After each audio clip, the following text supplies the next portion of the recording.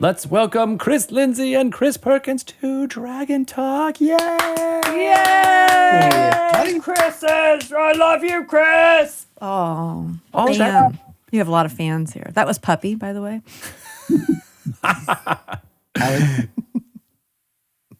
What was that, Perkins? How is Puppy? He's wonderful. He misses you a lot.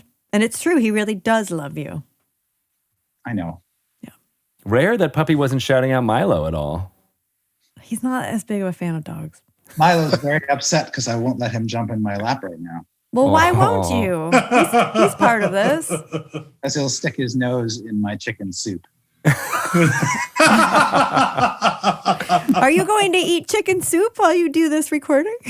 I will spare you me eating soup. Let you know it is waiting for me.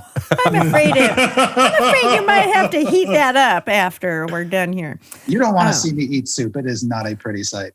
And speaking of dogs, today in Adventures in Remote Learning, Quinn was sitting with Puppy, and then Puppy decided to get up, shove his butt right in the camera. And I heard his teacher go, "Oh, Quinn!" It's so good. And then you could just see like all these little kid faces hysterically laughing, but muted, but like. What this class needs is more dog butt. I mean, that's kind of part of learning biology. I don't know. I don't know. They'll get to that later, I think, in their schooling. Yeah. But anyway, are there dogs in Candlekeep? None that I'm aware of. I feel like that's the only thing missing from Candlekeep. More dogs. There's no grass in Candlekeep. There's nowhere for them to, do their business. Interesting. Yeah. There must be some magical means for that. But we are, of course, excited to talk to you two because Candlekeep Mysteries is out there. Everyone can take a look at this awesome anthology that, Chris Perkins, you were the lead designer for working with so many great contributors from the adventure. And then Chris Lindsay, you contributed to the chapter that's all about Candlekeep itself. Is that right? I did. More than contributed. Did you? Yeah. I wrote the chapter. Nice. So, yeah, what was that like? Tell us a little bit about Candlekeep's history. We've talked to it a bunch on the podcast here, even done a few lore you should knows on it. But for those of you tune in on this, what should we get excited about learning in Candlekeep Mysteries? Well, when it comes to the actual Candlekeep itself, I think the part I really enjoyed is,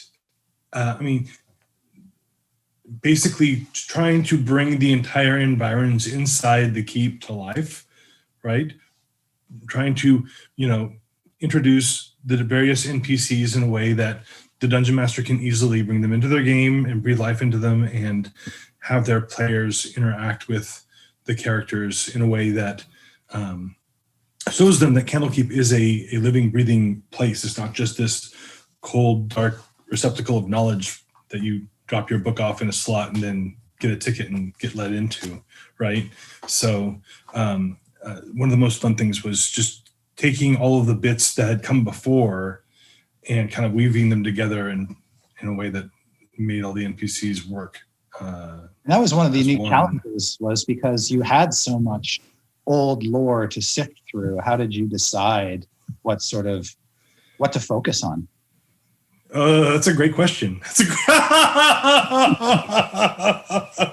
Well, first I decided I read what had immediately come before, which is in Sword Coast Adventurers Guide, and then I went back and looked at some of the older entries on Candlekeep. And while I'm not a big proponent of the Forgotten Realms Wikipedia that they have online, it was a great place to find an entire bibliography of resources with little bits here and little bits there. And then I could go and get those resources and just peel through them myself and read them directly.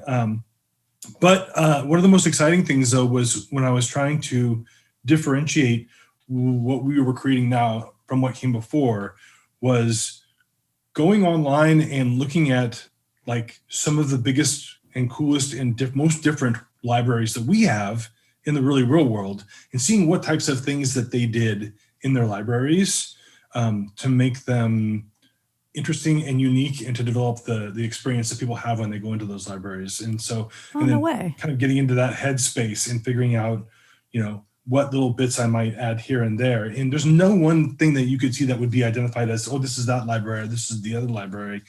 I definitely amalgamated that with everything else that I had kind of put together as I was going through it. So that's really cool. Find any Earth libraries that had Modrons in them?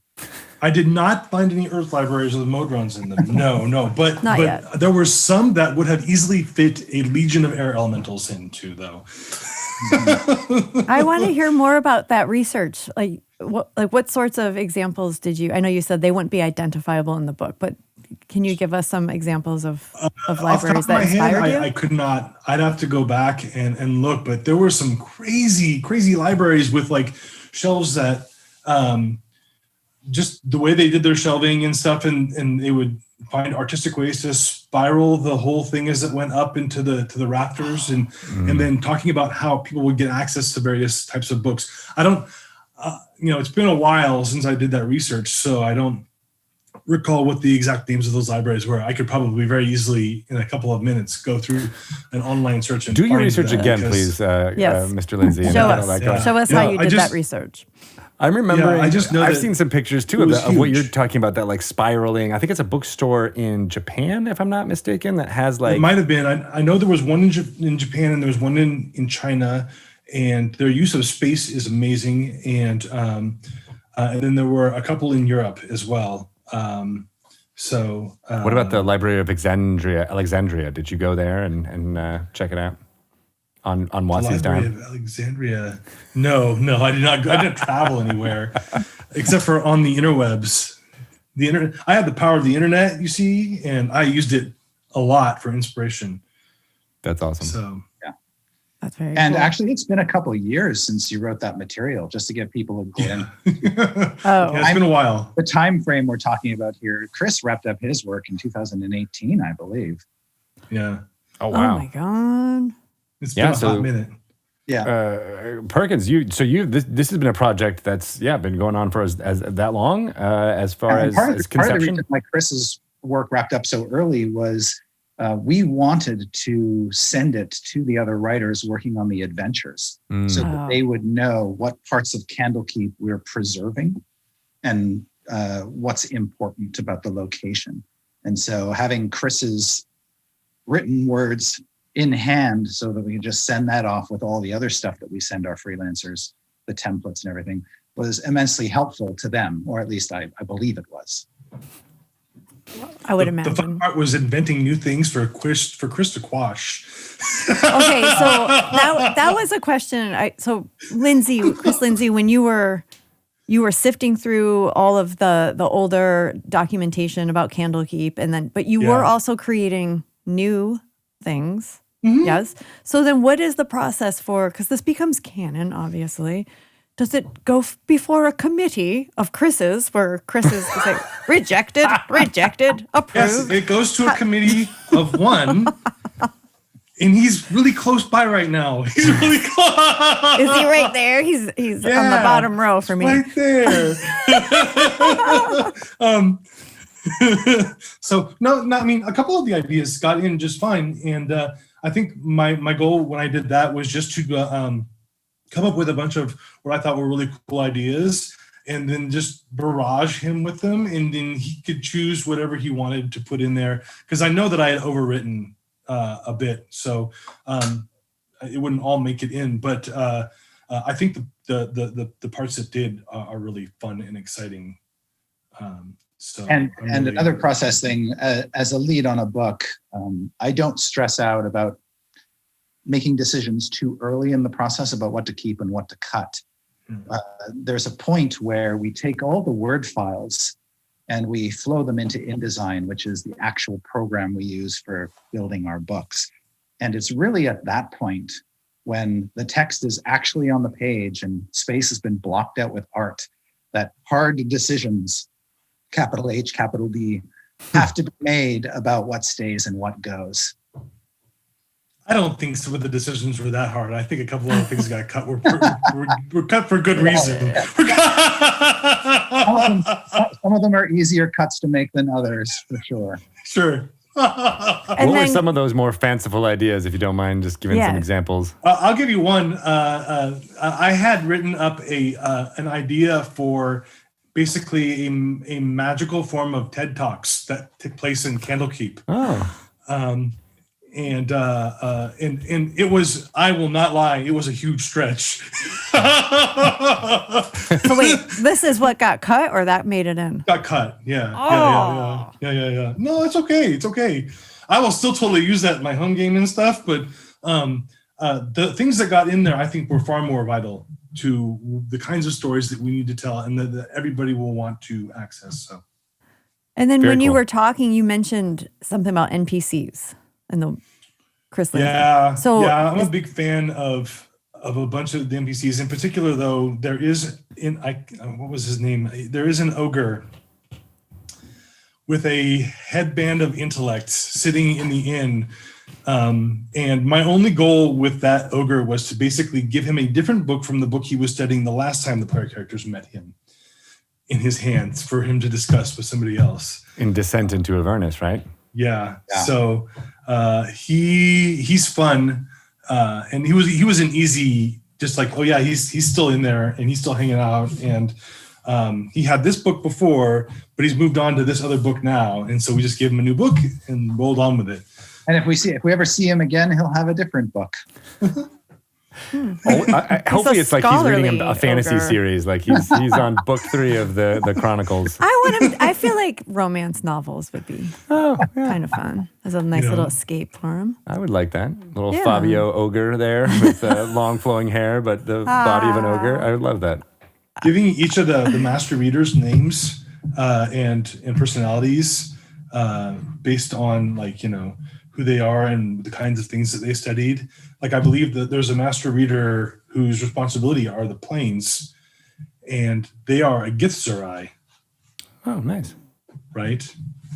Well, yeah. Can you talk a little bit about what the master readers are for folks who are, haven't yet cracked the book and want to get excited about that? That seems like a really fun detail. The master readers are basically, think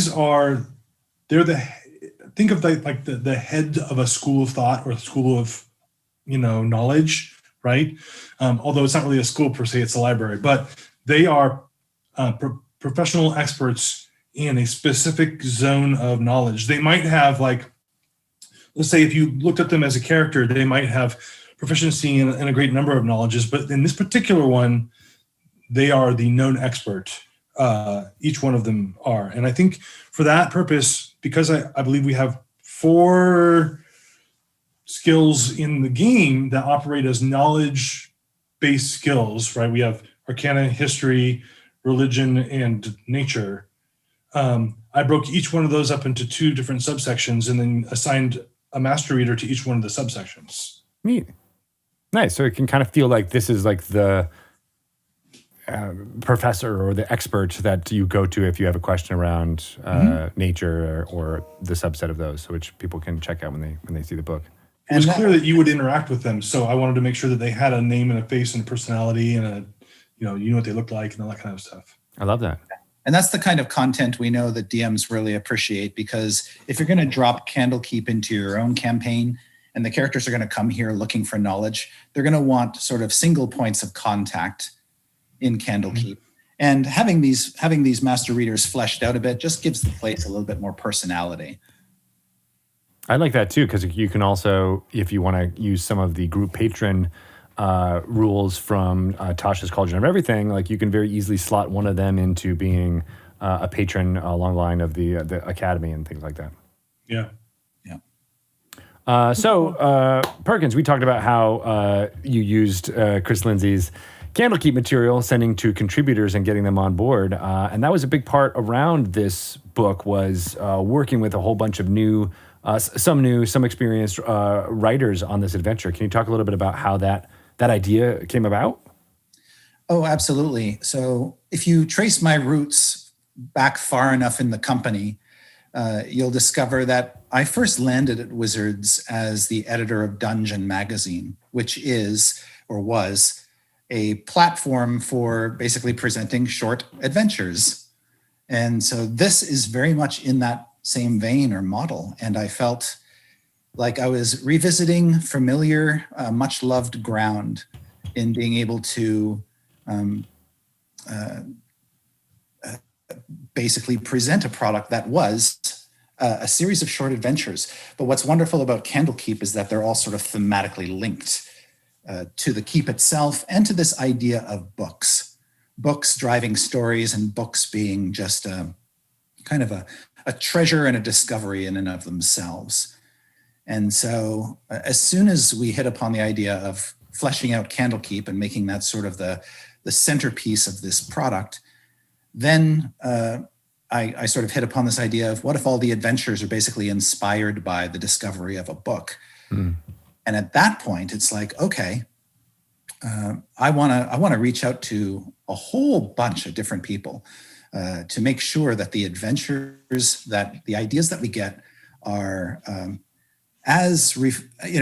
sort of reflect just the wonder of this place and the range of different stories that can come out of books.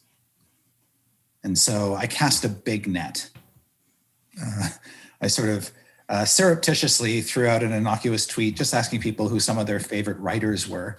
And in the many responses to that tweet, names kept coming up over and over and over again. And I thought, okay, well, this might be if any product is a great place to show off some people that we have not worked with before and give them sort of a chance to do something in an official D&D product, then this is the one, this is it. And so then there was a whole bunch of kind of preparation that had to be made to get people prepared for this endeavor, to make sure that they're given everything that they need to succeed at delivering the adventure that we're asking for, in terms of the information that Mr. Lindsay put together, in terms of how important should the book be in each narrative of the story, and then this other idea of, can we have in each one of these adventures a mystery, something that when you pick up the book and you start to peruse it, or when you pick up the book and something happens, it immediately prompts the characters to want to go to the next stage, to discover what is up with this book, or what is this thing that we've discovered in this book.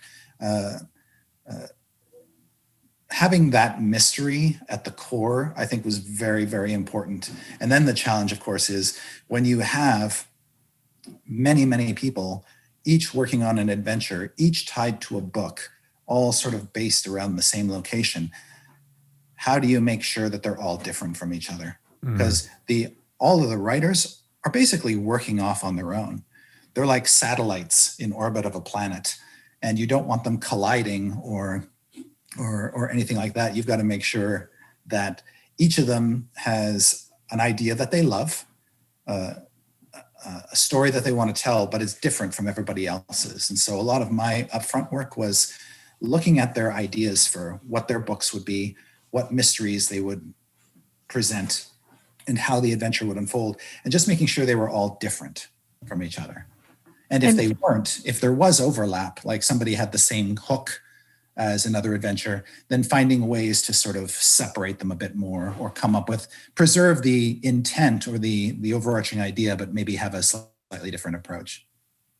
So were they, for the most part, did you get a lot of different submissions, or did you have to do a lot of that work of tweaking things? It was a combination of both. I would say about right out of the gate, half of them were like, okay, we don't have anything else in the book like this at all. This is great.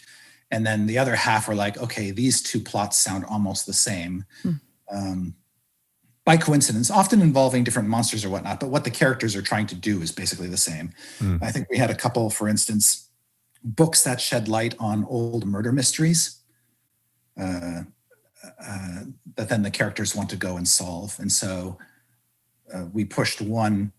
We kept one, the one that we thought was probably the strongest mystery, and then had the writer of the other one sort of take some of the original ideas, but maybe not cast it as a murder mystery, cast it as something else, stuff like that. So about half and half. Okay. And then how, oh, sorry, Greg, go on. You go for it. Well, how involved did you personally stay in the evolution of these adventures?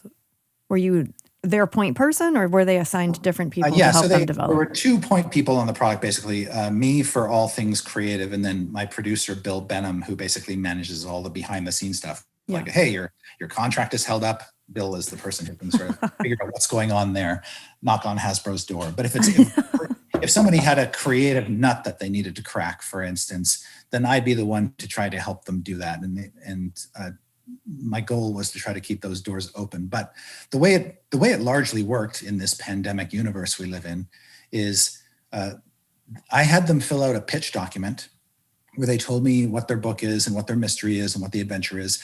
Once I signed off on that, they went off individually and wrote their adventures on spec, which means, they were given a page count or a word count, and they had to write up to their maximum or less.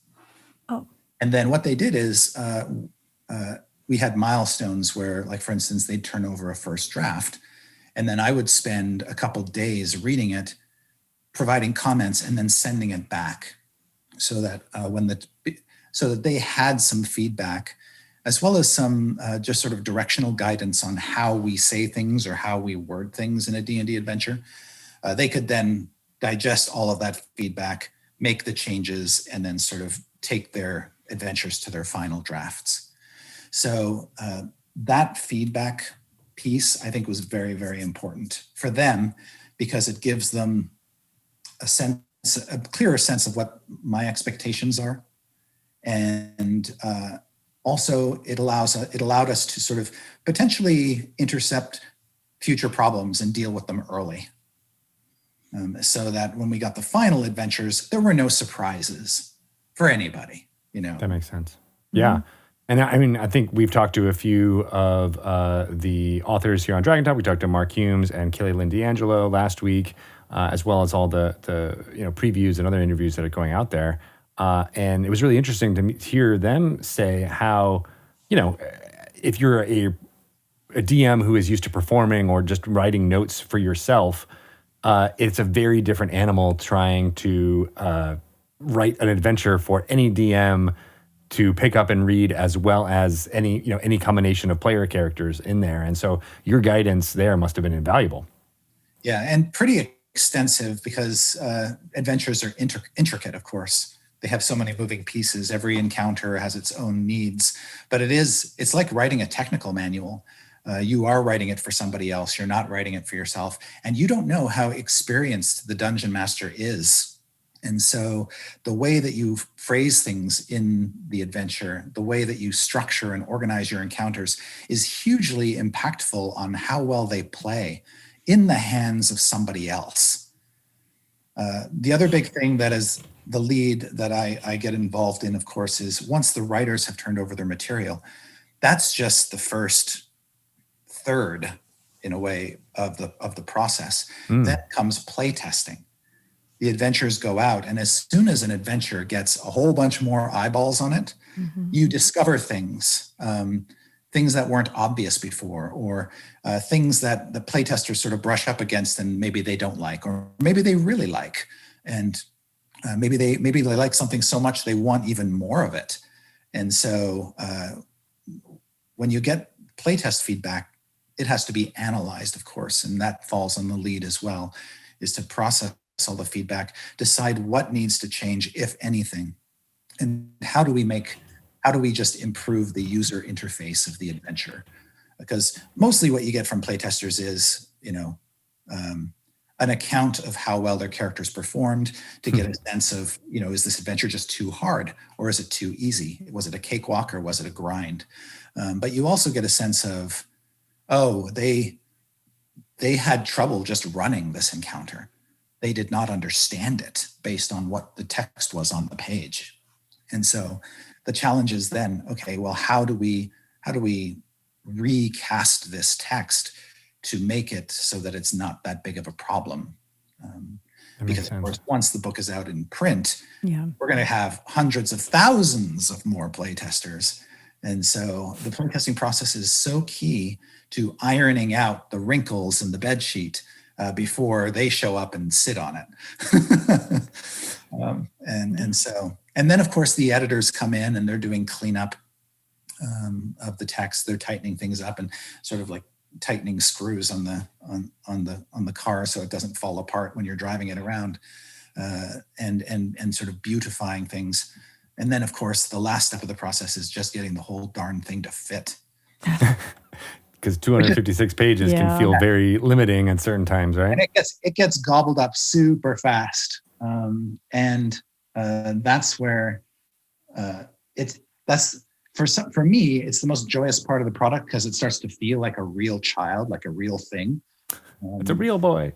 Yeah, exactly. It's not just some hypothetical product. It's now a manifestly real thing that's about to be released into the wild. But at the same time, it's absolutely brutal sometimes, because the lead has to make decisions about stuff to cut, because the whole adventure is running a column long or a page long.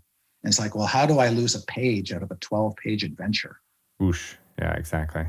Well, before we get, because I think that layout stage is something that I'd love to delve into a little bit more, because I think it's super important, and also may not be our customers and our people playing the game might not really understand exactly how that goes. But Chris, Lindsay, I mean, I know you've been a playtester for a long time, and so I don't know if you have anything to say about like what it was like, perhaps getting some of this stuff, and how you approach being a playtester, because as Perkins mentioned, that is a vital step of this process.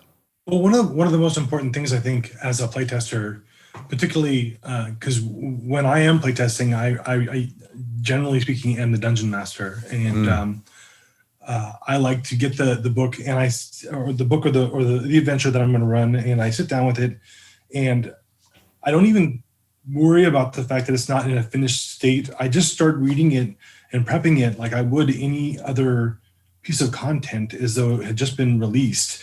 And as I'm reading through and finding things to highlight, I need to remember this, I need to remember that, right? And I'm looking for places where to make sure that it makes sense in my head how an encounter is going to go, right? I largely have a very visual imagination, and so I can kind of imagine how players will react to something, or a number of ways they could react to something, and then what I'm looking for as a dungeon master at that point is, do I have the tools I need inside the adventure to make any one of those possibilities happen? Is something missing? Is there a piece of information that I need to provide? And then I have to make that call. Is that something that I think should be in the product, or is that something that I think that me as a dungeon master, I should be just worried about that once I actually get the finished product?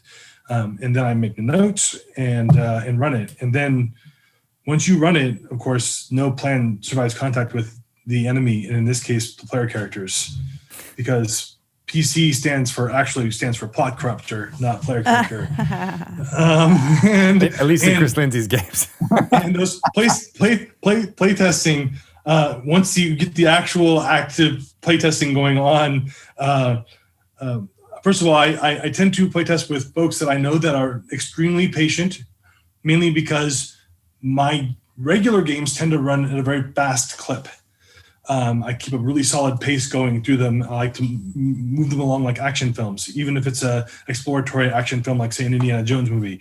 But I need people who are a little bit more patient, because as we're going through the playtest process, I will be pausing frequently to write down more notes as we're going through. And I go, okay, this happened here, and I see where there's another hole here, right? And then you just put that note in. And then you just make sure that all of that, I will inevitably end up either printing out another copy or attaching those notes into the form digitally, to make sure that whomever I'm passing that playtest feedback back to can understand what it is I'm talking about. Because, notes are notes. Communication is key. Yeah. We try to ask playtesters to do, and it can be hard for some DMs, is playtest the adventure as written, because a lot of DMs will improvise on the spot, and that defeats the purpose of the playtest. The playtest is to run exactly what you see on the page. You may think it's bad, You may think it's inadequate or whatever, but that's what the playtester has to do, and then provide feedback on that. Sometimes, occasionally, we'll get playtest feedback, which is basically the equivalent of, I saw the adventure, I didn't like how that encounter was done, so I created this new encounter. You're like, that's not Fail. It's like, right. That's great. I'm glad you had a fun experience, but we can't use that. Sorry. I mean, that's like, to use a common example in our own times now, that's like going to get like a COVID-19 test and being like, I didn't like the results, so I took a flu test instead, and that was fine, so I'm good. I don't feel better about that choice. Yeah, running it as written is the most important thing. So is it like play testing is obviously like QA, quality control, but usually when people are doing QA on like a device or a car or some piece of equipment, they're trying to break it to see where those pain points are. Do you do that when you're play testing, Chris Lindsay? Are you just deliberately trying to find the holes in this? That's what the PCs, the plot corruptors are doing. Or I don't have to. But you as the DM, it'll just naturally happen. Generally speaking, I know what I think I need as I'm getting ready to run an adventure. And then, of course, the players will always do something that goes beyond what I have considered at that point. If there's a plot hole, the players will always fall into it. Yeah. And then I'm like, oh, I see where there's a problem here. I need this thing. And then that's when you make the note. I need this thing to be in here in this encounter in order for this encounter to work. And when that's the player really strong characters feedback. inevitably come here. Yeah. And that's when you give the feedback. That's why, to Chris's point, that's why it's so important that you run the adventure as written, because if you just don't start making stuff up, then you don't get the playtest experience at all. Playtesting is not about having fun, damn it. Work. Real work. Although it can be fun, you do need to remember what you're about when you're doing. Yeah. And because the playtest process happens, or rather, we get the playtest feedback around the same time that we're starting to block out the book and see how everything fits. A lot of the decisions we make about how to address the playtest feedback is not only driven by what the playtesters have identified as a problem, but also how much space we have to actually fix it. Mm. And Perkins, you mentioned how it's the task of the lead to take all that feedback and absorb it. And that's got to be really a difficult task because I guess some of it might be quantitative, but most of it is qualitative, right? Yeah, we get two kinds of data from playtesters. One is just ratings. Just rate what you thought of the art, rate what you thought of the maps, rate what you thought of this plot, blah, blah, blah. But then the other is actual, they're giving us words of data that we have to process. And so what I usually do is I skim through it at first and just start flagging things in terms of priority. So like a red hot item or sort of a number one concern, I will flag a certain way and I will make sure that gets addressed because if it doesn't, it could seriously impact the playability of the adventure. And then there's sort of a cascading lower priority things, exactly, might not get fixed or they just get cut. Exactly. And it's like, this is a nice to have, but not a must have. And there's a lot of subjectivity built in too. For instance, one of the questions we ask is, was the adventure too hard or too easy? And most of the time you get 33% who say it was too hard, 33% who say it was too easy, and 33% who say it was perfect. And so it's not useless information. That's good information, but it doesn't necessarily mean anything needs to change. Right. Yeah. That seems about average. And is it like percentage points where you're like, oh man, this was 37%. Yes. So maybe it does need a shift because that feels like a lot. Exactly. And we also do just a general rating of adventure as a whole and sort of use that as a benchmark. If an adventure has a 94% rating or something extraordinarily high, then that tells us that I don't have to do a lot of fussing about this. The adventure is basically making people happy. Everything that I have to do is probably on a fairly small scale, like just little adjustments here. And usually it's things like this adventure doesn't have enough treasure. And so I'm sprinkling in a little bit more treasure. That's what I'm doing. And then other adventures may not get rated as highly for whatever reason. And it could be just a matter of personal taste. And then you have to dig in and think, okay, what are we going to do to bring this adventure up? And it's not a measure of, the writer didn't do their job or anything like that. It's, the playtesters are just identifying their own sort of pain points or moments of crisis as they were playtesting through it. And then me just trying to interpret, okay, how much of this is going to affect change and what are those changes going to be, if any? That makes a lot of sense. And I think it's really cool how we've been continuing this idea from D&D Next of playtesting and then getting that feedback in a kind of organized way. And then, ever increasing that pool of playtesters so that it feels that there are people coming from so many different, backgrounds and sensibilities that will add, because, I think Chris, Lindsay, and all of us can attest to like, hey, a person who's been playing Dungeons & Dragons for 40 years is going to have a very different attitude when they approach an adventure from someone who just picked it up in the last year or two. And so having a wide breadth of fans in that playtest pool, I think has, improved our products so much. And you get some wonderful gems too. Like, I think not in this product, but in a previous product, there was an NPC whose name was not this, but it sounded a little bit like penis. And so that would appeal to 7-year-olds. The playtester brought that up, and then I'm looking at it and going, okay. Can't unhear that now. So that's going to change. So you went with Dong as the Wang, actually. I know somebody that could be a really good play tester if you need someone to scan a manuscript and see how many words sound like penis. I'm not letting your son.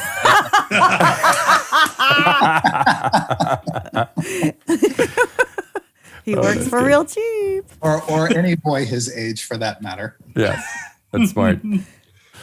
So Chris, both of you have been writing for a long time and probably have a pretty thick skin when it comes to editing and people telling you to asking you to make changes and whatnot. But some of these authors were newer, maybe haven't gone through the process as extensively as they were going through with this. So Perkins, did you help them? Were you gentle with them? Did you mentor them and this is how to? I was an ogre. I think with a headband of intellect. Yep. The headband of red pen edit. Yeah. My headband of intellect. My baseball hat of intellect. I think that I'm not a very coddling person. I'll just say that right out the gate. I'm not that kind of person. But I do know a great deal about putting books together, and I know even more about adventure design. And so I saw this as a great opportunity to really sort of give them my undivided attention and to pay attention to what they're writing and to give them honest feedback. And not tough or harsh. It's just, hey, I'm identifying a problem here and we're going to have to address it. And it was my feedback in the Word files that I sent back to them, the feedback that I would give them in email was always very direct, but constructive. I think that's the important thing. It has to be leading us all down a path of betterment, about making this whole thing better for the end user, because that's the whole name of the game. An adventure isn't, you could have the best adventure in the world, but if a DM doesn't want to run it for whatever reason, it's not going to get played. And so mostly, given the fact that there were so many submissions, given the fact that I'm never actually working on one project at once. It's always 5 projects at once, or 4 or whatever, that I think I was very mindful about not being tough, but being very clear about expectations, and also steering them away from what I knew to be sort of dead ends or potential problem spots, just based on the experience that I have. And so I am absolutely sure when they got the Word files back from me and they opened them up and they saw the comments in there, their eyeballs probably fell out of their skulls, and they had to search around for them on the floor because it was extensive. And it's not to say that it had nothing to do with necessarily the quality of the work. It was just, I was trying to show them just how seriously we at Wizards treat our material and all of the questions that come up in adventure design that maybe they never even thought of or had occurred to them. And so, and I apologize to them for that, but I think that it will serve them well, I hope, in future projects where they're working on D&D material, that they may have picked up 3, 5, 10, or 100 things they didn't know before that could serve them well. I would imagine this was a wonderful learning experiance for them. Yeah. Chris Lindsay has been on the receiving end of my feedback. Oh yeah, what was that? As a past recipient of Chris's feedback, because we used to, have this opportunity to work as freelancers while working at Wizards, and I did extensively work for Chris on a whole bunch of different projects. And I'll be honest that as time went on, the moment when I got that first email back from Chris or any other lead designer for that matter, sometimes it was Chris, sometimes it was other people like Bruce Cordell or whoever, I started looking forward to it because that was the time when I just I would get up in the morning and I wouldn't look at it until first thing in the morning, and I would treat that day is like school, right? Because today I'm going to learn something new, and I would set a notebook next to me and I would take notes down, and I had a running notebook of things that I'm like, okay, here's something for this product, and then I had a completely different notebook for here's something to remember going forward, right? I worked with a number of lead designers, including Chris, and also did editorial work at some point for Kim Mohan when he was still working at Wizards in the building. And Chris is a teddy bear compared to Kim. I'm gonna tell you that right now. but Kim actually, even though I decided while working with Kim that editing was probably never going to be my bag, the degree to which he improved my writing is immense. That's one of my favorite all-time collaborators, and I'm collaborating with him right now. We've had a great working relationship for years, and I share Chris Lindsay's assessment that anybody on the editorial front is a teddy bear compared to the illustrious Mr. Kim Mohan. That's awesome. He is now. Don't get me wrong. I actually think of Kim with nothing but fondness in my heart. He's a great person. And he's very pleasant. Very fantastic wow. It seems very, against his character. Kim has edited some of the biggest names in publishing, so he has earned his. Oh yes. Yeah. And then some. I liked your comparison to a teacher, like Chris Lindsay, because that just sparked a memory of me. I had one English teacher when I was in freshman in high school who was similar, perhaps, to Mr. Perkins here in his direct feedback. And it was tough. It was very hard to adjust from, not like middle school is a walk in the park or anything, from going from middle school to high school. It was an adjustment, and I remember a couple of times he gave me a 0 on something because I inadvertently plagiarized when I was doing a research paper, and it was devastating to me because I was like, I identified myself as a writer, and I know how to do this stuff, and then it's a lesson, even though it was direct. I won't say harsh, but it was direct. I've never forgotten it. And in fact, I've been telling my daughters as they're learning how to write and formulate stuff for school and learning about, getting a bad grade and how that feels bad. I've told this example a couple of times over the last year about I learned, and that's the best way to get that type of feedback. That is the best way. And in effect, I'm trying to pay it forward because when I started off as a freelancer, my editors were the editors on the magazines, and they were too busy to mince words. To be frank. And so they gave me very direct feedback. And like Lindsay, I took notes and I made sure I didn't make the same mistakes twice. And that was hugely valuable to me, and it imprinted on me and sort of at least created the sense in me that that's the kind of editor / developer I want to be. I want to provide that same kind of support. Yeah. And I think the best kinds of writers are the ones that can take that feedback. Oh, This is such a gift that you're giving these people for their future projects. Kind of similar to you, Greg, but in college I minored in writing, so I took a bunch of creative writing and nonfiction classes. One of the things that we had to do was give feedback.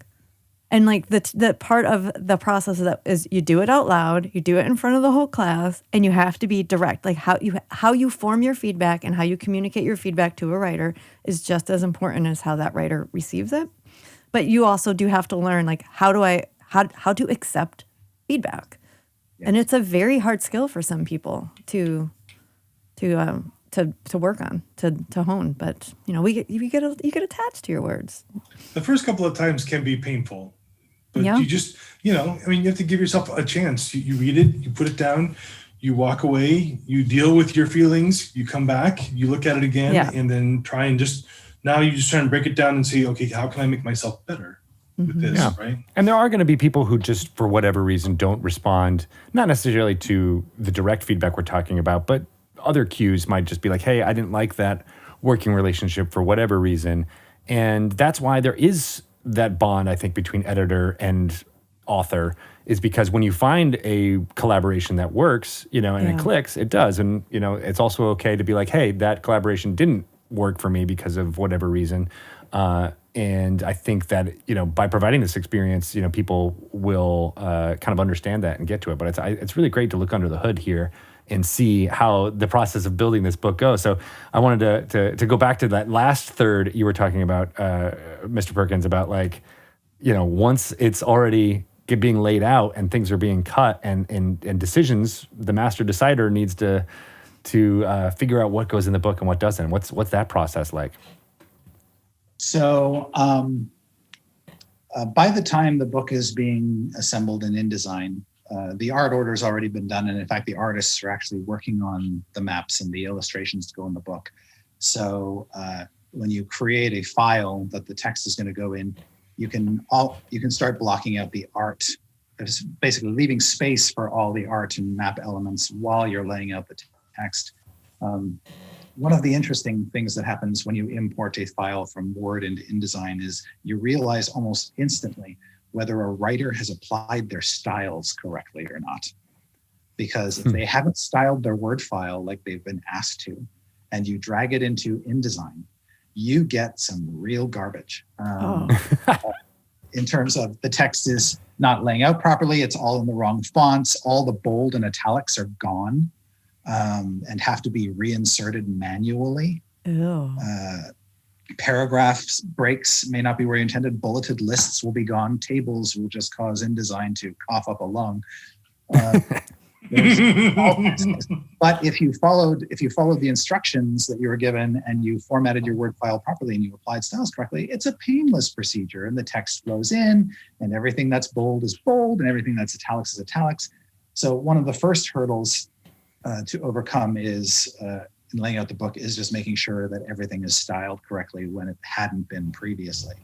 And we were very lucky on Candlekeep Mysteries that that didn't come up very often, that the text transferred over. But then, of course, once it's in InDesign, you're looking at it I as the lead am looking at it on a sentence by sentence, paragraph by paragraph way. Where does this column end on the page? Should these last two lines of this column be pushed up to the next page? And do I just adjust columns? Do I add more text to get rid of the ragged bottoms on the pages? Oh, this box text is enormously long, much longer than I thought it was. No DM's going to want to read this. How do I shorten this? This heading hierarchy is all messed up. This H1 header should be an H2 header, and all the headers under it should be H3 headers. It becomes a very microcosmic thing where you're just dealing with 100,000 little tiny decisions. Boop this here, boop this down here. oh, this is a bad break. It shouldn't break across the page this way. Oh, I got to get this table to fit on the page. It's 2 lines too long. How do I do that? So I can just trim this entry down by a couple lines, or I can delete this entry entirely and boop, reflow the table.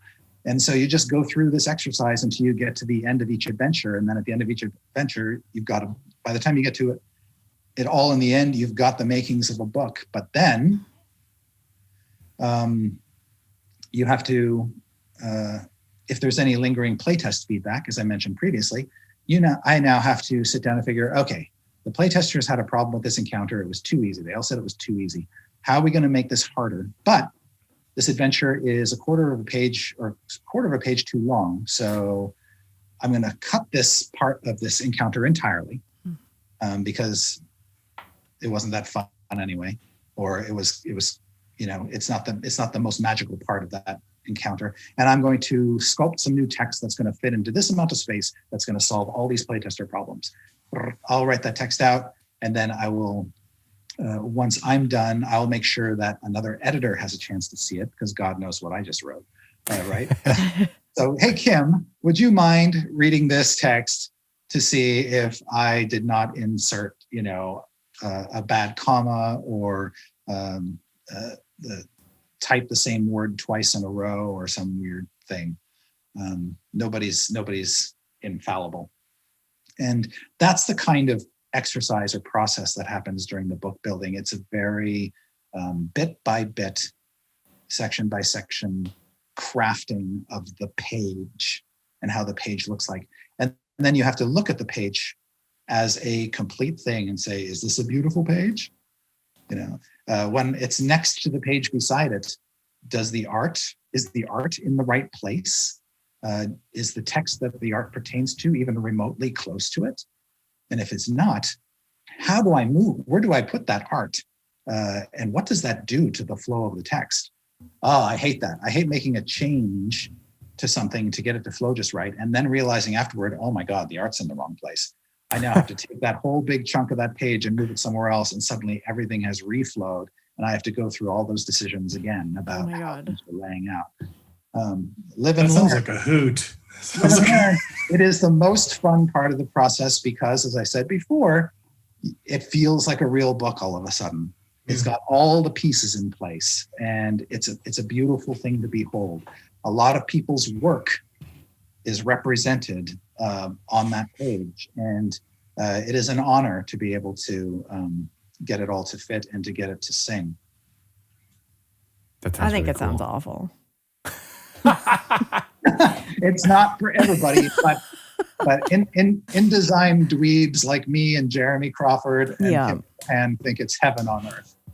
I could see that. I love that there's an old video from when Emmy and Kate were putting together, I forget what book it was, but it's the three of them doing all of that together, moving around art and how the graphic design works.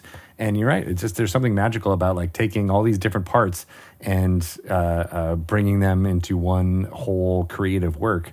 And I'm glad you talked that through, because I don't think a lot of people realize that, like, oh, the writing is just, as you said, 1/3, and then it goes through these different phases, and things can get changed and altered and made better, hopefully, through all of those processes. One of the biggest decisions that came really late in the process was we got to the end of the last adventure, Xanthoria, Tony's adventure, which might be my favorite adventure in the book, by the way.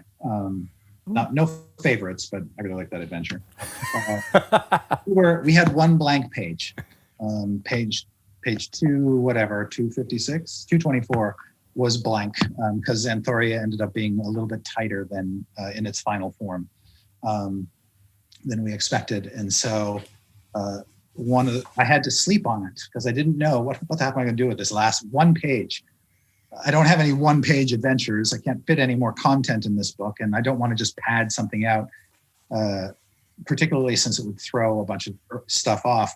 And so the idea of using that last page for contributor bios was a very late-minute decision, and that I made.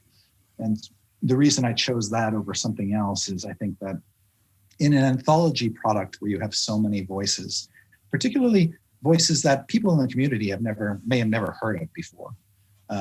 And it's nice to know, or to remind the fans, that human beings made this. And who are these human beings? It was a nice email to send to the writers and the editors and just say, hey, we have this space. I'd like to get a short bio from you. Here's an example. And I wrote the goofiest ass bio example I could think of, but completely nonsensical, to sort of inspire them to be silly if they wanted to. The temptation to just use that bio was almost overwhelming. I will admit, it was the end of the process, toward the end of the process, so I was a bit punchy and freewheeling by then. It was so good. But it's a nice little grace note to be able to just, type that up and send it off and just say, okay, I am now, people are going to know me in this book by this short little thing, and they're going to know a little bit about me than just simply, the work in question. And I think in a future anthology, I could see doing the same thing. I think that's a nice little feature. It takes up a little bit amount of space, but it's worth it. And I'm really appreciative that the editors that you mentioned who were so integral to all the D&D books, but this one in particular are included in there. Yeah. Editing is their editors are often the unsung heroes of a book. Their ability to sort of sculpt text and really make it sing, polish that diamond, as it were, often goes unheralded, but they do as much work as the writers do to get the final product into a state that DMs, want to use it. We love editors.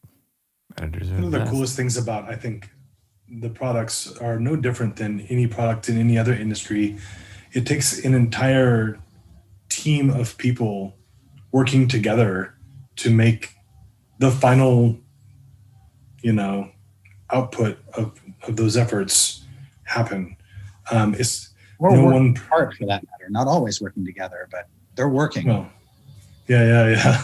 Well, they may not be working like right next to each other, right? But it's all they're funneling all up in totally different stages of the process. And they've all done their part, and Yeah. once it gets to the end, right? No one person can say they did all the things, because so many other people came along and contributed to that to make the whole thing do what it's supposed to do.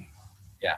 Right. That's one of the reasons, by the way, that we don't put credits on our covers, is because you cannot boil a book down to a single person or a handful of people. If you've seen our credits page, there's a lot of influences on every one of our products, and it would be a misrepresentation to say that this book or any other book we work on is one person's baby. Yeah. And as we're winding down here, like the contributors, or the original authors of these adventures, have had their names on the adventure pages themselves, and that is, I think, to my knowledge, the first time that's been done in 5th edition. But Yeah. that was true in Dungeon and Dragon magazines back in the day. That was another decision I made that was inspired largely by my time on Dungeon. When we used to do that, we used to credit the writers at the beginning of each adventure. I think in a product like this, where every piece is meant to sort of stand as its own little beautiful jewel, that there are people that we can sort of call out and put up front there.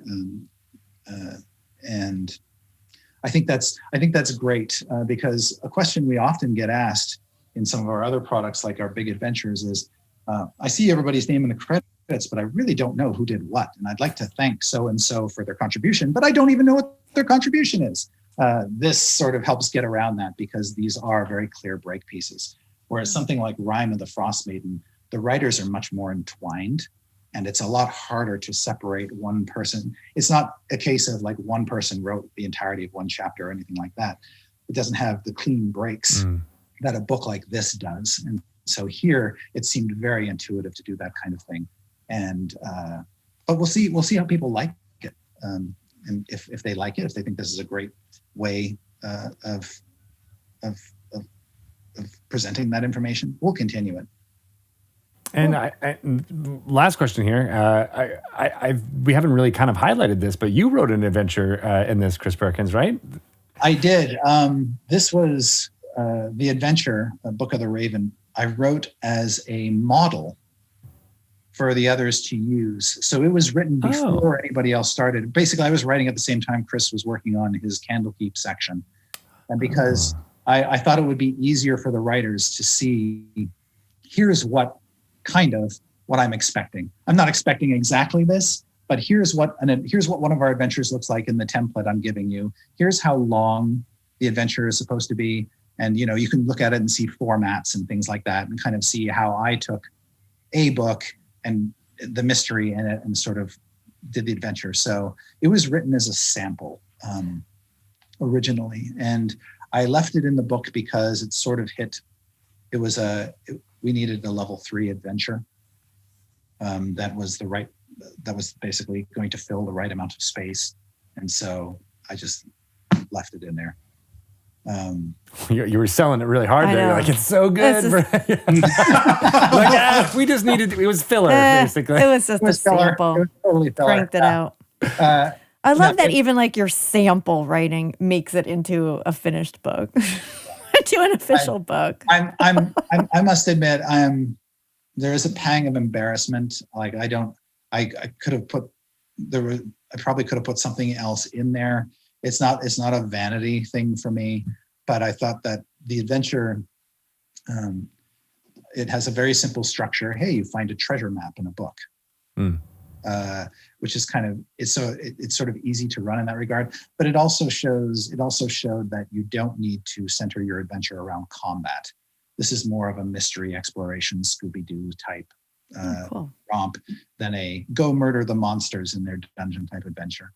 And so I think it's got a character and is worthy of being seen.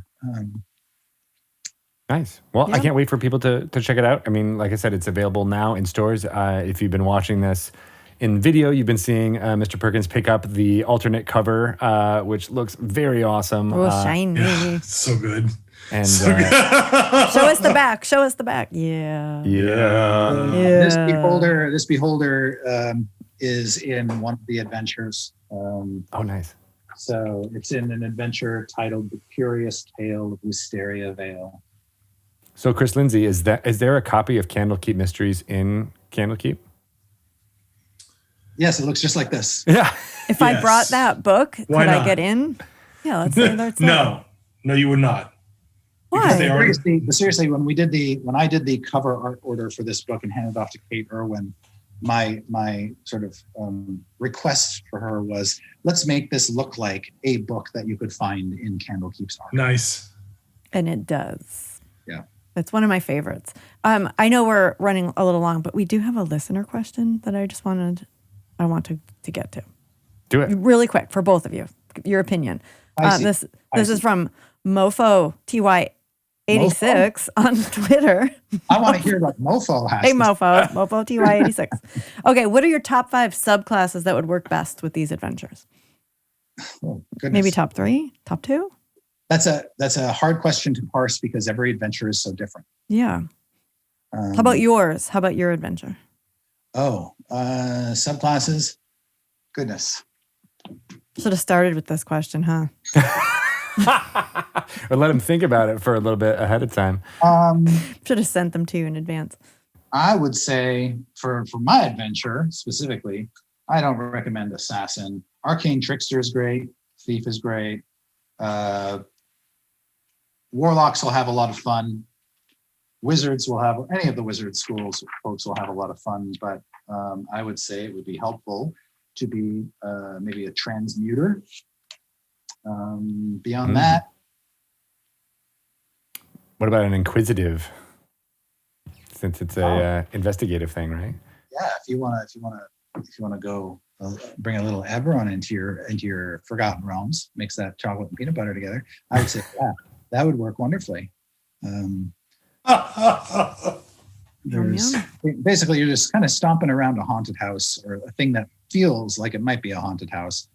So whatever subclasses are good for spooky house infiltration. All right. Playtesting wise, do you think that's true, Chris Lindsay? Maybe. Well, that's the beauty of putting this together is, right, you have to kind of optimize it for the widest breadth of player characters and imaginations that will be thrown at it, right? If I were going to suggest anything, it would be pretty much choose any bard subclass and you're probably fine. That's true of all D&D, though. And That's a very this is why I play answer. bards. So I would say, and again, to reinforce the point that every adventure is so different, I think any artificer would have a ton of fun in Amy's adventure, Candlekeep Deconstruction, which is such a wacky, quirky, Amy Vorpal-like experience. And if you were better yet, a multi-classed artificer bard. Oh my god. Selling it hard. He's a lobbyist for Bard over here. Bard artificer. Yeah, there you go. Gnome figures prominently in her adventure. There's a gnome in her adventure named Stonky, which is a great name. Well, that is a good name. And then when you get in there and you need to know how to do something to get the thing done, you have no excuse. Oh god. Oh, jeez. Dead joke. That's just going to end the podcast right there. Thank you, everyone. We're done. We're canceled. No. In all honesty, thank you so much for the two of you for coming on and talking through this, because there is a wealth of information in here. I think it's a really fun way for dungeon masters to pull something off the shelf and maybe run a one shot or a short adventure with your group that's established, or for meeting up in convention or online play. It's super great. So thank you, and thank you to all the contributors who have who have sent stuff in for this book, and we apologize for Chris Lindsay and Chris Perkins' jokes. Thank you. No apology. We can't be safe. Save yourself.